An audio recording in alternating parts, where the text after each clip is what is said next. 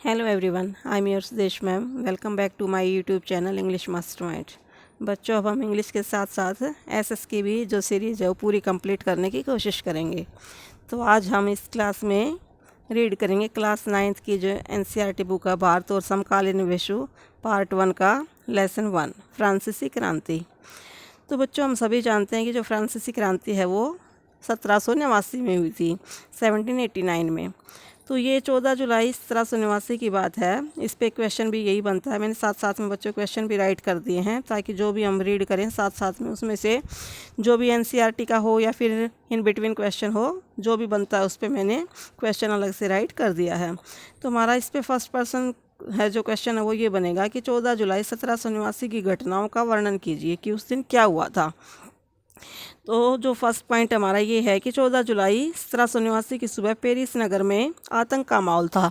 Paris क्या है कि जो फ्रांस की राजधानी है पेरिस, वहाँ पे आतंक मतलब टेररिज्म का माहौल था। कुछ अफरा तफरी मची हुई थी। जो सम्राट था उसने किस लिए मची हुई थी, क्योंकि जो सम्राट था उसने सेना को शहर में घुसने का आदेश दे दिया था।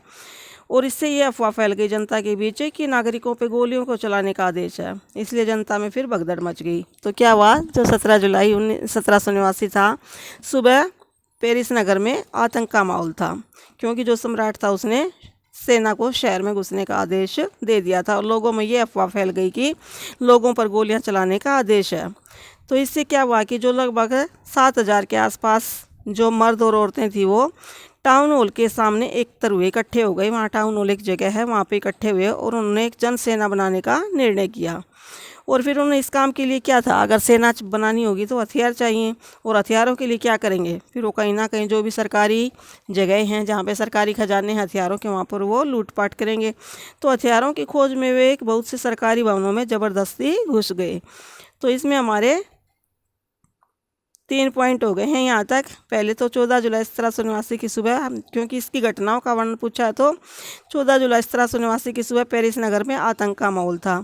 दूसरा पॉइंट क्या है कि जो सम्राट था उसने सेना को शहर में घुसने का आदेश दे दिया और लोगों के बीच ये अफवाह फैल गई कि ये जनता पर गोलियां चलाने के लिए आई है। जो सेना है वो क्या किस काम के लिए आई है, क्योंकि वो गोलियां चलाने के लिए आई है। इसलिए जो तीसरा पॉइंट हमारा क्या है कि जो 7,000 के आसपास औरतें और आदमी थे वहाँ पर, वो टाउन हॉल के सामने इकट्ठे हुए और उन्होंने निर्णय किया कि अब वो एक सेना का गठन करेंगे। और चौथा पॉइंट क्या है कि इस काम के लिए उन्हें हथियारों की ज़रूरत थी, इसलिए बहुत सारे सरकारी जगहों पर ज़बरदस्ती घुस गई। और जो हमारा पांचवा पॉइंट वो है ये है कि जो सैकड़ों लोगों का एक समूह था पेरिस नगर के पूर्वी भाग की ओर चल पड़ा। मतलब जो पेरिस राजधानी थी फ्रांस की, उसके पूर्वी साइड में चल पड़ा और वहाँ पे बास्तिल का किला था उसको तोड़ डाला। जहाँ पे क्यों तोड़ा उसको, क्योंकि वहाँ पे भारी मात्रा में गोला बारूद जो मिलने की पॉसिबिलिटी थी। तो क्योंकि उन्हें सेना बनाने के लिए हथियार चाहिए थे, हथियारों के लिए गोला बारूद चाहिए था, तो इसलिए उन्होंने बास्तिल के किले की जेल को तोड़ डाला और ये मतलब वहाँ से जो गोला बारूद जितना भी मिला उसको ले लिया।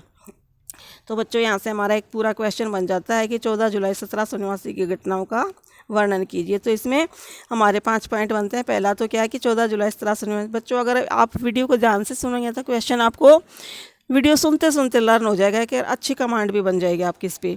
कि 17 जुलाई जो 1789 की सुबह थी, वहाँ पे पेरिस नगर में आतंक का माहौल था। दूसरा पॉइंट ये था कि सम्राट ने सेना को शहर में घुसने का आदेश दे दिया था, जिससे जनता में ये अफवाह फैल गई कि जो सेना है उसको गोलियां चलाने का आदेश है। इसलिए जो जनता है वो मतलब आंदोलन पर उतर आई और 7,000 के आसपास जितने भी मतलब वहाँ पे औरतें और मर्द थे वो टाउन हॉल एक जगह है वहाँ पे एकत्र हुए और उन्होंने जनसेना का गठन करने का निर्णय किया। अब जनसेना बनानी है तो उसके लिए हथियारों की ओबियसली हथियारों की ज़रूरत है, इसलिए उनकी नज़र अब कहाँ गई, सरकारी जो भवन थे जहाँ पे गोला बारूद मिल सकता था वहाँ पर वो पहुँच गई। और अब वो इस काम के लिए जब उन्हें हथियारों की और गोला बारूद की ज़रूरत थी तो उन्हें पता था कि बास्तिल के किले की जो जेल है वहाँ पे ये मिल सकता है, इसलिए उन्होंने उस किले की जो दीवारें थी वो तोड़ दी ताकि उनको गोला बारूद मिल सके। तो सारा सब कुछ ये हुआ था। 1789 की जो घटना थी वो ये थी। अब हथियारों के कब्जे की सशस्त्र लड़ाई में बास्तिल का कमांडर मारा गया। अब उन्होंने वहाँ के कमांडर को भी मार दिया जो वहाँ की रखवाली कर रहा था, और जो कैदी थे वो छुड़ा लिया। हालांकि उनकी संख्या 7 ही थी। सम्राट की निरंकुश शक्तियों का प्रतीक होने के कारण बास्तिल किला लोगों की घृणा का केंद्र था। अब ये पूछ सकते हैं कि बेटा एसएस में तो आपसे कोई भी क्वेश्चन, इवन एक सिंगल वर्ड पे भी एक क्वेश्चन बन सकता है कि बास्तिल के किले से लोग नफरत क्यों करते थे, या बास्तिल का किला किस चीज़ के लिए फेमस था। तो सम्राट की निरंकुश शक्तियों का प्रतीक होने के कारण बास्तिल का किला लोगों की घृणा का केंद्र था। तो ये इसलिए इस किले को ढा दिया गया और उसके अवशेष बाजार में उन लोगों को बेच दिए गए जो ध्वंस को बतौर स्मृति चिन्ह संजोना चाहते थे। कुछ ऐसे लोग होते हैं जो मतलब हर चीज़ को मतलब अपने पास एक कलेक्शन रखना चाहते हैं, तो उन लोगों ने उसके जो अवशेष थे, टूट फूट थे उस किले की, वो खरीद ली। इस घटना के कई दिनों तक पेरिस तथा देश के देहाती क्षेत्रों में कई तरह, जब एक जगह संघर्ष हो जाता है, एक जगह कहीं पे क्रांति आ जाती है, तो उसकी देखा देखी जो दूसरे लोग हैं वो भी फिर करने लगते हैं।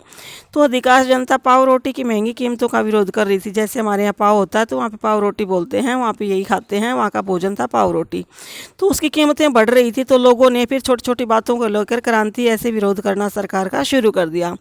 बाद में इस दौर का सिंह अवलोकन करते हुए इतिहासकारों ने इसे एक लंबे घटनाक्रम की ऐसी शुरुआत कड़ियों के रूप में देखा। मतलब फिर तो ये जो फ्रांसीसी क्रांति की यहाँ से शुरुआत हो गई। तो अब है हमारा 18वीं शताब्दी के उत्तरार्ध में फ्रांसीसी समाज, ये हमारे चैप्टर का नेम है। इसकी थोड़ी सी इंट्रोडक्शन थी, वो मैंने आपको बता दी, और उस इंट्रोडक्शन में भी हमारे 2-3 क्वेश्चन कवर हो रहे थे। तो अब है हमारा सन 1700 जो फ्रांसीसी क्रांति थी उसकी मतलब कैसे शुरू हुई, कैसे क्या हुआ। 1774 में बुर्बो राजवंश का जो सम्राट लुई था, लुई 16, फ्रांस की राजगद्दी पर बैठा। और यहाँ पे भी हमारा एक क्वेश्चन बनता है, जो बच्चे जहाँ भी जो क्वेश्चन बन रहा है मैंने साथ में वो राइट करने की कोशिश की है कि 1789 से पहले फ्रांस की जो आर्थिक स्थिति है उसका वर्णन कीजिए, या फिर फ्रांस का जो राजकोष था वो कैसे खाली हुआ, फ्रांस के राजकोष पर ज़्यादा भार कैसे था। इस तरह के क्वेश्चन इस पे बन सकते हैं, और जितना ही अंडरलाइन है इसमें इसका आंसर है।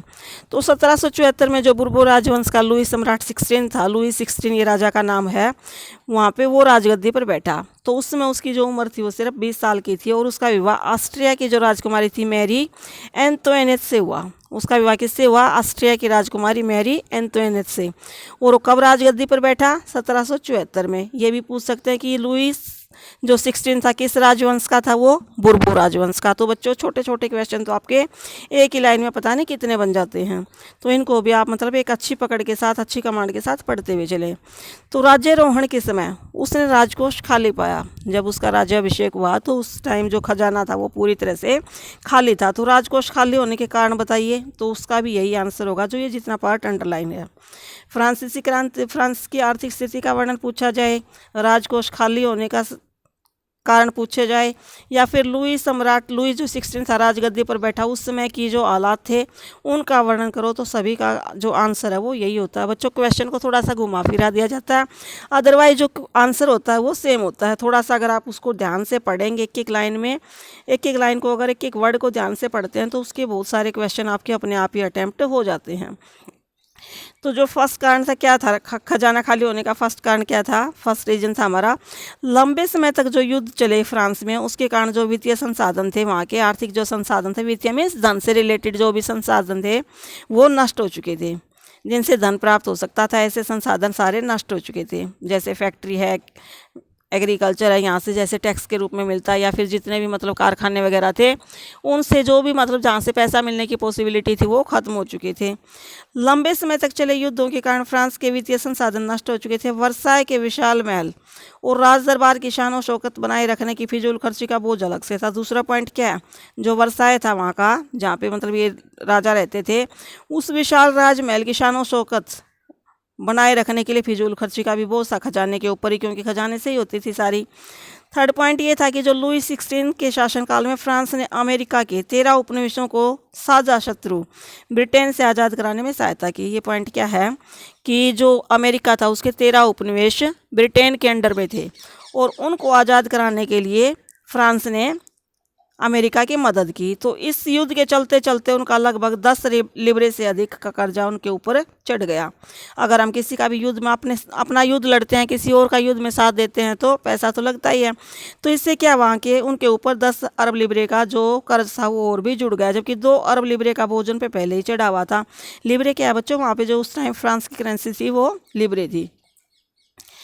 तो पूछ सकते हैं कि 1789 के टाइम फ्रांस की क्रांति के समय फ्रांस की जो करेंसी थी, मुद्रा थी, वो क्या थी? लिब्रे।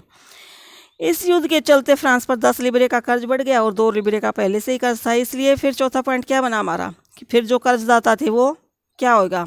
जब किसी इंसान के ऊपर कर्ज, इंसान हो या कंट्री हो, कोई भी हो, जब कर्ज चढ़ जाता है तो कर्जदाता हैवी हो जाता है ऑटोमेटिकली। तो उन्होंने 10% ब्याज मांगने लगे। वो फलस्वरूप जो फ्रांसीसी सरकार का जो अपना बजट था उसका बहुत बड़ा हिस्सा फिर कर्ज को चुकाने में ही निकल जाता था। तो क्या कारण हुए? एक तो लंबे समय से युद्धों के कारण जो फ्रांस के वित्तीय संसाधन थे वो नष्ट हो चुके थे। दूसरा पॉइंट क्या है बच्चों हमारा कि जो वर्साय का राजमहल था उसकी फिजूल खर्ची का बोझ भी किसके ऊपर था? खजाने के ऊपर ही था। फिर जो लुई 16 था उसने अमेरिका के 13 उपनिवेशों को आज़ाद कराने के लिए अमेरिका की मदद की। इसके कारण उसके ऊपर 10 लिब्रे से अधिक का कर्जा जुड़ गया और 2 अरब लिब्रे का जो कर्जा था उसके ऊपर पहले से ही था। इसलिए कर्जदाता सताने लगे और वो ज़्यादा ब्याज की मांग करने लगे। फलस्वरूप जो फ्रांसीसी सरकार थी उसके बजट का बहुत बड़ा जो हिस्सा था वो कर्ज चुकाने में जा रहा था। और फिर जो मेन बात होती है, कोई भी कंट्री होता है उसके पास सेना तो होती है, तो सेना के रख रखाव, राज दरबार, सरकारी कार्यालयों, विश्वविद्यालयों को चलाने के लिए भी पैसे की ज़रूरत थी। और इसलिए फिर क्या हुआ? सरकार ने क्या किया? जब सरकार के पास पैसा कम होता है तो सरकार एक ही काम करती है कि वो टैक्स बढ़ा देती है। तो वहाँ पे फ्रांस की सरकार ने भी उस टाइम वही किया। इन अपने सारे खर्चों को पूरा करने के लिए सरकार ने टैक्स बढ़ा दिया, जनता पर बारी बारी कर लाद दिए। और इससे क्या हुआ? जनता पे पहले ही ऑलरेडी काफ़ी टैक्स थे, तो जनता फिर ये कदम नाराज़ कर देने वाला था। जनता के लिए ये कदम फिर बहुत ज़्यादा नाराज़ कर देने वाला था। जनता में पहले ही विद्रोह की भावना थी और भी विद्रोही जनता हो गई। और जो उस समय ये क्वेश्चन हमारा यहाँ तक बन जाता है बच्चों की, फ्रांसीसी क्रांति की टाइम वहाँ की आर्थिक स्थिति कैसी थी, या फिर लुई 16 के समय आर्थिक स्थिति कैसी थी, लुई सम्राट के समय खजाना क्यों खाली था। तो ये हमारे 4-5 पॉइंट वहाँ पे बन जाते हैं। अब ये बताया है, ये देखिए आप ये चित्र देखिए, जो ये डायग्राम दिया है कि जो फ्रांसीसी समाज था उस टाइम अलग अलग कैटेगरीज में बटा हुआ था। और इन कैटेगरीज को उस टाइम क्या कहा जाता था? एस्टेट। और जो फर्स्ट कैटेगरी थी उसमें आते थे पादरी वर्ग। पादरी वर्ग ये होता था जो चर्च के लोग थे, अधिकारी थे, पुजारी थे, उनको पादरी बोलते थे। वो फर्स्ट वर्ग में आते थे, सबसे ऊपर आते थे, उनका सत्ता पर काफ़ी प्रभाव था। द्वितीय जो एस्टेट था उसमें कुलीन वर्ग आता था, जैसे बड़े बड़े ऑफिसर्स हैं, बड़े बड़े जो लीडर्स हैं वो आते थे। और तृतीय स्टेट में जो हमारे जैसे आम लोग हैं, जैसे बड़े व्यवसायी हैं, व्यापारी हैं, अदालती कर्मचारी और वकील, ये लोग आते थे। किसान, कारीगर, छोटे किसान, भूमिहीन, ये सभी किसमें आते थे? तृतीय स्टेट में। तृतीय स्टेट फिर से 3 भागों में था कि एक जो थोड़ा सा ऊपर थे, थोड़े से अमीर थे, उनकी थोड़ी सी कमांड रहती थी, थोड़ी सी चलती थी। किसान, कारीगर, छोटे किसान, भूमिहीन, मजदूर, ये बिल्कुल आम आदमी थे और सारे जो टैक्स वगैरह थे इनके ऊपर लाद दिए गए। तो उस टाइम जो फ्रांसीसी समाज था वो 3 एस्टेटों में बटा हुआ था। और केवल जो तीसरे एस्टेट के लोग थे, तीसरे एस्टेट में कौन है? सिर्फ जनसाधारण लोग, जैसे हम मीडियोकर समाज सोसाइटी होती है वो लोग थे, और सारे टैक्स उनको ही अदा करने पड़ते हैं। तो इस पे क्वेश्चन बन जाता है कि फ्रांसीसी समाज में एस्टेट का गठन किस प्रकार किया गया था, या फ्रांसीसी समाज किन वर्गों में बटा हुआ था, आप वर्णन कीजिए। तो फ्रांसीसी समाज 3 वर्गों में बटा हुआ था जिसको एस्टेट कहा जाता था। और जो जनसाधारण थे वो 3rd एस्टेट में आते थे और सारे जो टैक्स थे उनको ही अदा करने पड़ते थे। फिर है वर्गों में विभाजित फ्रांसीसी समाज सामंती व्यवस्था का अंग था। सामंती व्यवस्था होती है बच्चों जहाँ पे ज़मीन पर कुछ प्रभावशाली लोगों का अधिकार हो जाता है और बाकी जो जनता है वो उनके खेतों पर काम करती है और बदले में उनको टैक्स देने पड़ते हैं और फसल का कुछ हिस्सा वो अपने पास रख पाते हैं। तो प्राचीन राजतंत्र पद का प्रयोग सामान्यतः सन 1789 के पहले के फ्रांसीसी समाज एवं संस्थाओं के लिए होता है। और वहाँ पर उस टाइम फ्रांसीसी जो लुई सम्राट था वो राजतंत्र था, तानाशाही सम्राट था। राजतंत्र का मतलब होता है कि एक के बाद उसका बेटा, उसके बाद उसके जो ही खानदान के राजा बनते हैं, तो वो बिना वोटिंग के राजा बनते हैं। तो दूसरा क्या था पॉइंट हमारा कि फ्रांसीसी समाज में एस्टेट का गठन किस तरह हुआ? पूरी आबादी में लगभग 90% किसान थे। जितनी भी जनसंख्या थी वहाँ की, जैसे हमारे इंडिया में अब मोस्टली जो पॉपुलेशन है वो क्या करती है, 70% लोगों का जो धंधा वो क्या कृषि है। तो उस टाइम भी जो 90% लोग थे किसान थे, लेकिन ज़मीन के मालिक किसानों की संख्या बहुत कम थी। लेकिन जिनका एक्चुअल में ज़मीन पे अधिकार होता था वो कम थे, वो ज़मींदार, और उनको क्या कहते हैं, ज़मींदार या सामंत। लगभग 60% ज़मीन पर कुलीनों, चर्च और तीसरे एस्टेट के अमीरों का अधिकार था। मैंने बताया था ना, तीसरा एस्टेट था, उसमें भी 3 कैटेगरी थी। पहले में कुछ बड़े बड़े अफसर, अधिकारी और जिनकी अपनी ज़मीन थी वो थे। दूसरे में फिर ये भूमिहीन किसान, मजदूर और ये थे कारीगर वगैरह। तो जो प्रथम 2 एस्टेट थे, कुलीन वर्ग के, पादरी वर्ग के लोगों के कुछ विशेष अधिकार। तीसरा पॉइंट क्या था, प्रथम जो एस्टेट थे पहले में क्या था, पादरी, और दूसरे में क्या थे, कुलीन वर्ग के, मतलब साहूकार शाही खानदान के लोग। उनको कुछ विशेष अधिकार जन्मना, मतलब जन्म से ही प्राप्त थे, बर्थ राइट था उनका, जो भी अधिकार थे उनके पास। इनमें से सबसे महत्वपूर्ण अधिकार तो ये था कि उनको किसी भी कर पे, किसी भी राज्य को कोई भी टैक्स नहीं देना पड़ता था। कुलीन वर्ग को कुछ विशेष अन्य सामंती विशेषाधिकार भी हासिल थे। सामंती मतलब उनसे लोगों से टैक्स लेने का अधिकार। वह किसानों से सामंती कर वसूल करता था, क्योंकि जो भी किसान उसकी ज़मीन पर खेती करते थे उसको ज़मीन का कुछ हिस्सा दे दिया, उपज का कुछ हिस्सा दे दिया जाता था। बाकी किसके पास रहती थी, पूरी जो प्रोडक्शन है वो सामंत के पास रहती थी। किसान अपने स्वामी की सेवा, स्वामी घर एवं खेतों में काम करना, क्या क्या काम करते थे किसान बदले में, खेतों में काम करते, घरों में काम करते, और उनको जब भी सैनिक सेवाओं की ज़रूरत होती तो वो भी देते थे, सड़कों का निर्माण, इस तरह के जितने भी काम थे सामंत के, वो सब में उनकी मदद करते थे। मतलब मजबूर थे किसान उनकी इस तरह के सारे काम करने के लिए। और चौथा पॉइंट ये हमारा, चर्च भी किसानों से करों का एक हिस्सा, टाइद, जो धार्मिक टैक्स लगता था धर्म पे, मतलब चर्च में जाने का, पूजा करने का एक टैक्स लगता था आम जनता पर, और वो कौन लेता था, चर्च लेता था, और उसको क्या कहते थे, टाइद। तो बच्चों इस पे का आपका अलग से क्वेश्चन बन जाता है कि उस टाइम तीसरे एस्टेट के लोगों पर एक धार्मिक कर लगाया जाता था, उसको क्या कहते हैं, टाइद। तो ये जो एस्टेट में बटा हुआ जो समाज था उसकी ये इस तरह बटा हुआ था कि 3 एस्टेटों में बटा हुआ था। फर्स्ट पॉइंट हमारा ये है कि जी यहाँ से शुरू होता है, 18वीं शताब्दी में फ्रांसीसी समाज 3 एस्टेट्स में बटा हुआ था। केवल जो तीसरे एस्टेट के लोग थे, जनसाधारण लोग, मतलब तीसरे एस्टेट में कौन आता था, जनसाधारण, वही टैक्स अदा करते थे। सेकंड पॉइंट है, पूरी आबादी में 90% लोग क्या थे, किसान थे। लेकिन जो ज़मीन पर एक्चुअल हक था वो किसका था, कुछ ही मालिकों, कुछ ही मतलब एक्चुअल मालिकों की संख्या बहुत कम थी, जिनकी अपनी ज़मीन होती थी ऐसा बहुत कम था। मोस्टली जो ज़मीन थी वो कुलीन वर्ग के पास या फिर फर्स्ट और जो सेकंड एस्टेट है वहाँ उन लोगों के पास वो थी, और उनको कुछ जन्म से ही अधिकार प्राप्त थे। और उनका जो सबसे महत्वपूर्ण अधिकार ये था कि उनको किसी भी टैक्स पर कोई भी टैक्स नहीं देना पड़ता था राज्य को। और ये जो कुलीन वर्ग था इनको कुछ विशेष सामंती विशेषाधिकार थे।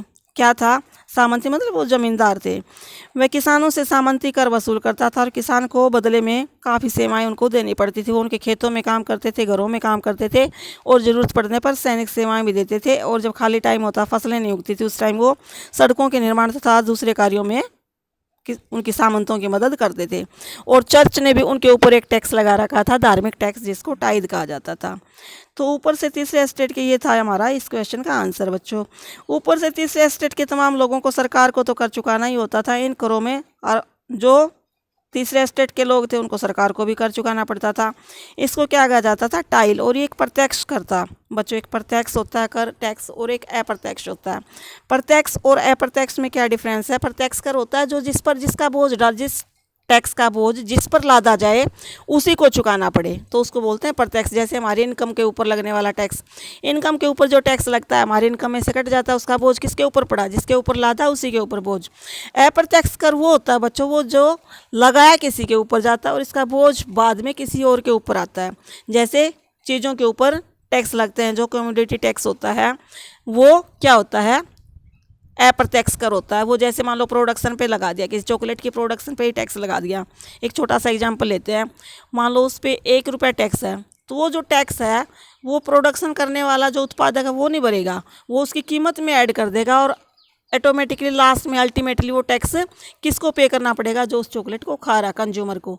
तो जो टैक्स उत्पादक पर लगाया जाता है और लेकिन उसका बोझ किसको उठाना पड़ता है, उपभोक्ता को, तो उसको अप्रत्यक्ष कर कहा जाता है। बच्चों आपसे पूछ सकते हैं, आप एसएस के स्टूडेंट हो इसलिए आपसे कुछ भी पूछा जा सकता है। तो प्रत्यक्ष कर वह होता है जिसका बोझ जिस पर लादा जाए उसी को उठाना पड़ता है, जैसे इनकम टैक्स।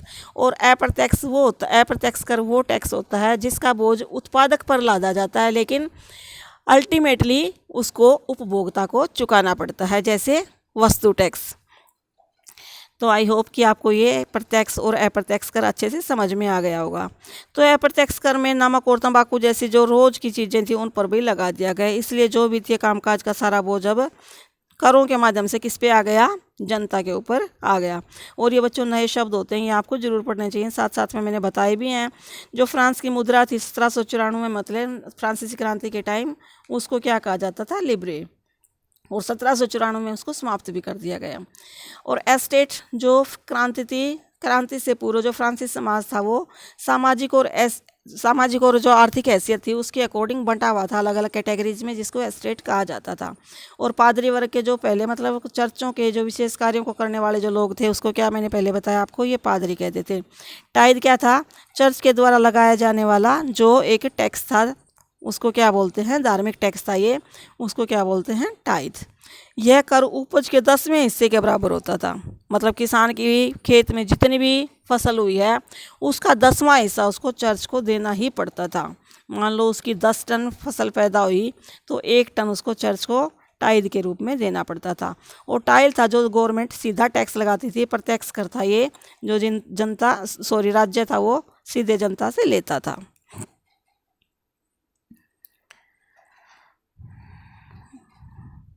अब बच्चों एक क्वेश्चन बनता है कि जीने का संघर्ष, इस पे क्वेश्चन ये बनेगा, फ्रांसीसी राजतंत्र में फ्रांस में घटित जीविका संकट क्या था। जो जीविका संकट है उसकी व्याख्या कीजिए, या जीने के संघर्ष या जीविका संकट से आप क्या समझते हैं। किसी भी तरह से क्वेश्चन बन सकता है।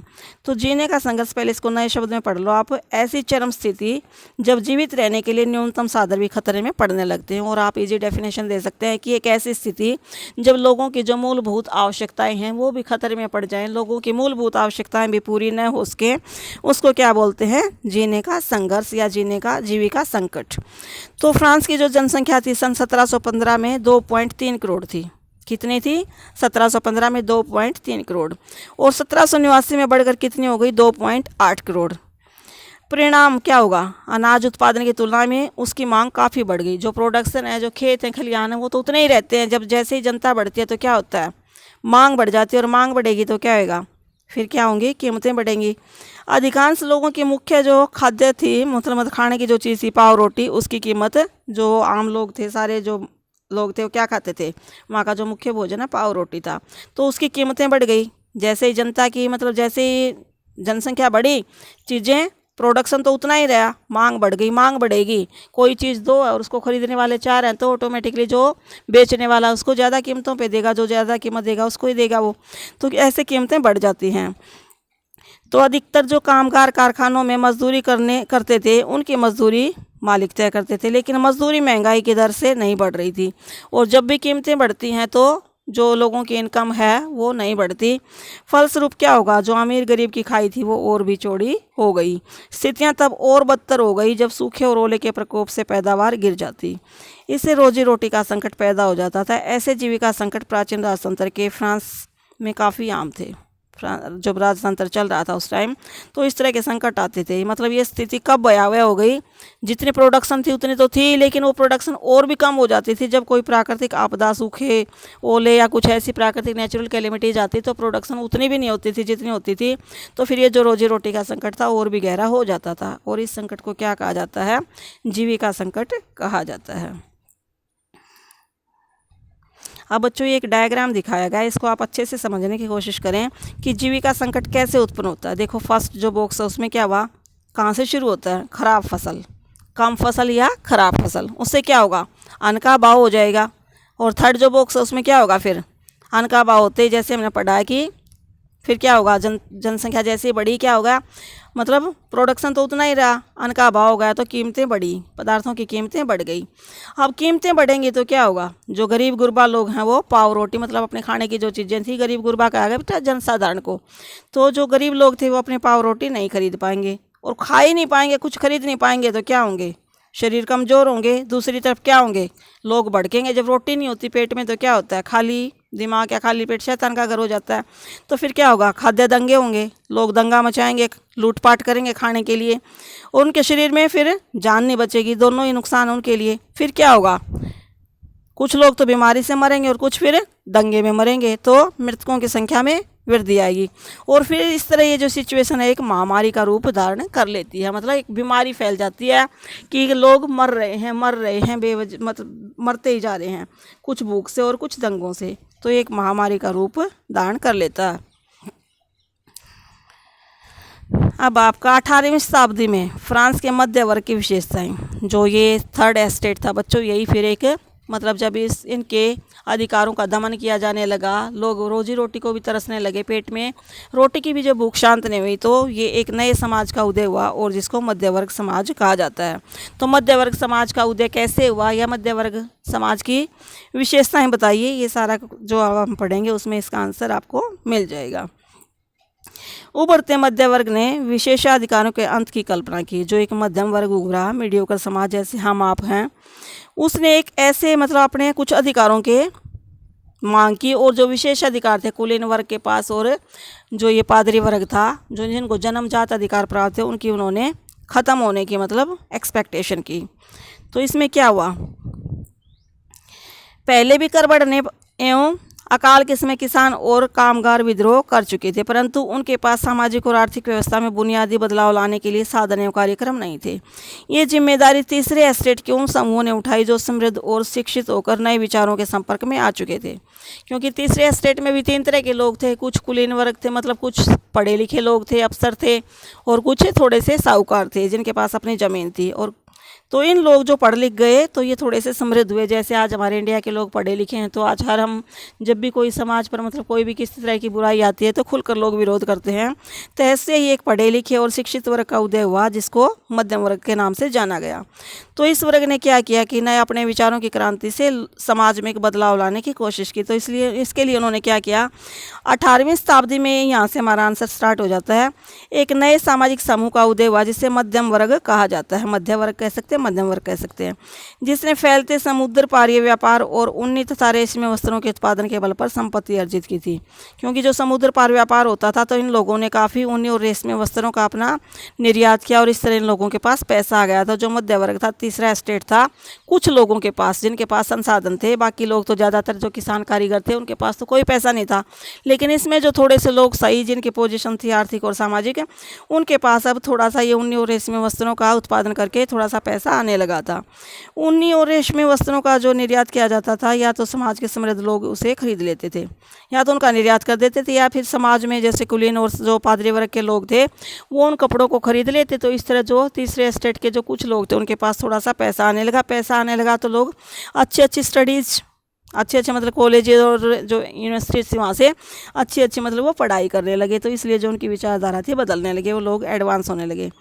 और दूसरा पॉइंट ये था कि तीसरे एस्टेट में इन सौदागरों एवं निर्माताओं के अलावा प्रशासनिक सेवा तथा वकील जैसे पेशेवर लोग भी शामिल थे।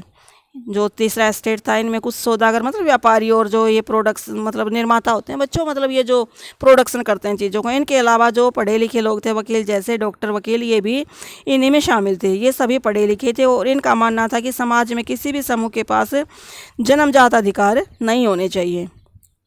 और जन्मजात अधिकार किसके पास थे? पादरी वर्ग और कुलीन वर्ग के पास। तो उन्होंने उनका खंडन किया। और फिर क्या हुआ, किसी भी व्यक्ति की सामाजिक हैसियत का आधार, उन्होंने क्या कहा, चौथा पॉइंट क्या था कि किसी भी व्यक्ति की जो सामाजिक हैसियत है उसका आधार उसकी योग्यता होनी चाहिए। जैसे आज हमारे इंडिया में है स्वतंत्रता, समान नियमों तो समान अवसरों के विचार पर आधारित समाज की है परिकल्पना होता है बच्चों, मतलब एक इमेजिनेशन, जॉन लॉक और जो जान जोक रूसो जैसे दार्शनिकों ने भी प्रस्तुत की थी। तो ये हमारे यहाँ तक 5 पॉइंट हो जाते हैं कि क्या हुआ, सामाजिक जो मध्यम वर्ग था उसका उदय कैसे हुआ, या उसके उदय की मतलब विशेषताएं बताओ, या सामाजिक वर्ग जो मध्य वर्ग था उसके उदय होने की परिस्थितियों का वर्णन करो। तो 18वीं शताब्दी में एक नए सामाजिक समूह का उदय हुआ जिसको मध्य वर्ग कहा जाता था, जिन्होंने फैलते समुद्री व्यापार और ऊनी रेशमी वस्त्रों के उत्पादन से काफ़ी पैसा कमा लिया था। ये ऊनी और जो रेशमी वस्त्र थे या तो निर्यात करते थे या फिर जो अपने देश के जो पैसे वाले लोग तो उनको बेच देते थे। इस तरह उनके पास पैसा आने लगा। और तीसरे स्टेट में सौदागरों और निर्माताओं के अलावा वकील, डॉक्टर, ये पेशेवर लोग भी शामिल थे। ये पढ़े लिखे थे, इन्होंने लोगों की विचारधारा को बदलने की कोशिश की। और तीसरा पॉइंट ये था कि इन्होंने जो लोगों के पास, जो कुलीन और पादरी वर्ग के पास जन्मजात अधिकार थे, उनके खिलाफ आवाज़ उठाई और कहा कि जो लोगों की हैसियत है उसका आधार क्या होना चाहिए, समाज, उसकी अपनी योग्यता होनी चाहिए, एबिलिटी होनी चाहिए, जन्म के आधार पर लोगों को अधिकार नहीं मिलने चाहिए। और जो स्वतंत्रता समान नियम, उस टाइम कुछ जो रूसी दार्शनिक थे वो इन विचारों का समर्थन कर रहे थे, स्वतंत्रता समानता, तो जनता को ये विचार काफ़ी पसंद आए। तो स्वतंत्रता समान नियम और समान अवसरों के विचार पर आधारित समाज की यह परिकल्पना जॉन लॉक और जो जहाँ जो रूसो था उन्होंने पहले से ही प्रस्तुत कर रखी थी। तो अपने टू टिटाइजेस ऑफ गवर्नमेंट में यह भी आ जाता है बच्चों, एक आपका अलग से क्वेश्चन बन जाता है यहाँ से। फ्रांस के दार्शनिकों का क्रांति में क्या योगदान था? तो फ्रांस के जो दार्शनिक थे वो कौन कौन थे? एक तो जॉन लॉक और दूसरा रूसो, ये आपका पूरा नाम है जान जोक रूसो। तो इन्होंने, ये दार्शनिक थे, इन्होंने समाज के लिए कुछ मतलब एक दर्शन, एक विचारधारा प्रस्तुत की कि जो राजा होता है उसके जो दैवी और निरंकुश अधिकार हैं उनका उन्होंने खंडन किया। कि राजा कहता था ना कि राजा तो मतलब भगवान का बनाया हुआ होता है, वहाँ के राजाओं ने ये लोगों के मन में बिठा रखा था कि राजा है उसको दैवी अधिकार प्राप्त होते हैं, भगवान की तरफ से अधिकार प्राप्त होते हैं, भगवान के बाद अगर दूसरा कोई शक्तिशाली है वर्ल्ड में तो वो राजा होता है और जनता को उनका आदर करना चाहिए। तो इस तरह की जो विचारधारा थी उनका रूसी दार्शनिकों ने खंडन किया। और फिर रूसो ने इसी विचार को आगे बढ़ाते हुए जनता और उसके प्रतिनिधियों के बीच एक सामाजिक अनुबंध पर आधारित सरकार का प्रस्ताव रखा। जैसे अब डेमोक्रेसी है, इसमें क्या होता है कि जनता अपने प्रतिनिधियों को आगे भेज देती है और वो चुने हुए प्रतिनिधि जनता के लिए राज करते हैं। तो रूसो ने समर्थन किया कि एक सामाजिक मतलब जनता और उसके प्रतिनिधियों के बीच एक सामाजिक अनुबंध होता है, एक समझौता होता है, मतलब जनता अपने प्रतिनिधि चुनकर भेजती है और वो जनता के अधिकारों के लिए फिर आगे सरकार में मांग करते हैं। तो ऐसी सरकार की मांग की। और जो मॉन्टेस्क्यू था उसने the spirit of the laws नामक एक बुक लिखी जिसमें सरकार के अंदर विधायिका, कार्यपालिका और न्यायपालिका के बीच सत्ता का विभाजन की बात कही। जैसे अब हमारा इंडिया में डेमोक्रेसी में हमारा जो राजकाज है वो तीन तरह से विभाजित है, जिसको संघीय लोक शासन कहते हैं, संघीय प्रशासन कहते हैं, जिसमें विधायिका, कार्यपालिका और न्यायपालिका होती है। तो उस टाइम रूसो ने इसकी, जो ये रूसो और मॉन्टेस्क्यू थे, इन्होंने इसकी मांग की। और ये बच्चों एक छोटा सा क्वेश्चन बन सकता है कि मॉन्टेस्क्यू ने कौन सी बुक लिखी? The spirit of the laws. तो तब संयुक्त राज्य अमेरिका, यहाँ पे एक हमारा क्वेश्चन पूरा हो जाता है कि फ्रांस के दार्शनिकों का क्रांति में क्या योगदान था? तो उन्होंने समानता, स्वतंत्रता जैसी विचारधारा प्रस्तुत की और लोगों ने उनका समर्थन किया। और रूसो ने ये मांग की कि जनता द्वारा जो चुने हुए प्रतिनिधि हैं वो उनको राजकाज संभालना चाहिए, ऐसी सरकार बननी चाहिए जहाँ पर जनता अपने चुने हुए प्रतिनिधियों को आगे शासन में भेज सके। और जो मॉन्टेस्क्यू था उसने अपनी जो रचना थी पुस्तक स्पिरिट ऑफ द लॉज, उस रचना में उन्होंने कहा कि सरकार के 3 अंग होने चाहिए, विधायिका, कार्यपालिका और न्यायपालिका, ताकि एक दूसरे पर जो दूसरी वो संगठन है वो अपनी कमांड बनाए रख सके और कोई भी जो अंग है वो पूरी तरह से निरंकुश ना बन सके। तो बच्चों ये थे हमारे क्वेश्चन आंसर। और ये हम पहले ही पढ़ चुके हैं कि अमेरिका के जो 13 उपनिवेश थे ब्रिटेन ने उन पर अधिकार कर रखा था, लेकिन अमेरिका ने उनको फिर उनसे आज़ाद करा लिया। इस तरह जब किसी को आज़ादी मिलती है तो दूसरे लोगों को उससे मोटिवेशन मिलती है, प्रेरणा मिलती है। इसलिए जब उन्होंने उनको खुद को आज़ाद कराया तो फ्रांस के लोगों को भी, चिंतकों को भी एक मतलब प्रेरणा मिली कि हम भी मतलब ये जो निरंकुश शासन है इससे निकल सकते हैं। तो दार्शनिकों के इन विचारों पर कॉफ़ी हाउस, उस टाइम कॉफ़ी हाउस होते थे, आज भी होते हैं, और जो सैलून थे उनमें गोष्ठियाँ होने लगी, गर्मा गर्म बहस होती थी। लोग नाई की दुकान पे जाते या कहीं भी बैठते तो वहाँ पे बहस करते थे कि जिस तरह मतलब अमेरिका के उपनिवेशों, अमेरिका के लोगों ने स्वतंत्रता हासिल की, वैसे ही हम भी पा सकते हैं। और जब इस तरह की फीलिंग्स फैल जाती है तो क्रांति आती है। तो इस तरह फिर फ्रांस में क्रांति आई और जो लुई 16 था उसको फिर उतार दिया गया और वहाँ पे एक डेमोक्रेसी की फिर स्थापना हुई। और पुस्तकों में अखबार के लोगों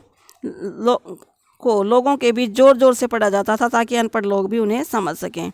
इस समय जो लुई 16 द्वारा राज्यों के खर्चों को पूरा करने के लिए फिर से कर लगाए जाने की खबर से विशेषाधिकार वाली व्यवस्था के विरुद्ध गुस्सा और भी बढ़ गया। और जो उन्होंने और भी टैक्स लगाए लुई 16 ने, उसके खिलाफ एक जन आंदोलन फिर फैलता चला गया। सभी लोगों को मतलब थोड़ी सी, कुछ पढ़े लिखे लोग थे और जो पढ़े लिखे नहीं थे उनको भी न्यूज़पेपर वगैरह वो ज़ोर ज़ोर से सुनाते ताकि उनके अंदर भी जो देश प्रेम की भावना है वो आ सके। तो बच्चों इस वीडियो में हम इतना ही करेंगे, जो नेक्स्ट है वो नेक्स्ट वीडियो में करेंगे। आई होप कि आपको ये सारा जो लेसन यहाँ तक समझ में भी आ गया होगा, और इसमें जितने क्वेश्चन बने हैं वो भी मैंने आपको अलग से राइट करने की कोशिश किया ताकि आपके क्वेश्चन भी यहीं से ही आपके कंप्लीट हो जाएं। तो आपको वीडियो कैसी लगी? यदि अच्छी लगी तो प्लीज़ लाइक करें, शेयर करें और मेरे चैनल को सब्सक्राइब करना बिल्कुल ना भूलें। और बच्चों मेरी यह कोशिश रहेगी कि मैं आपको हिस्ट्री के, सिविक्स के और जो जियो आपकी उसके सारे लेसन आपको प्रोवाइड करने की कोशिश करूँ। Thanks for watching my video.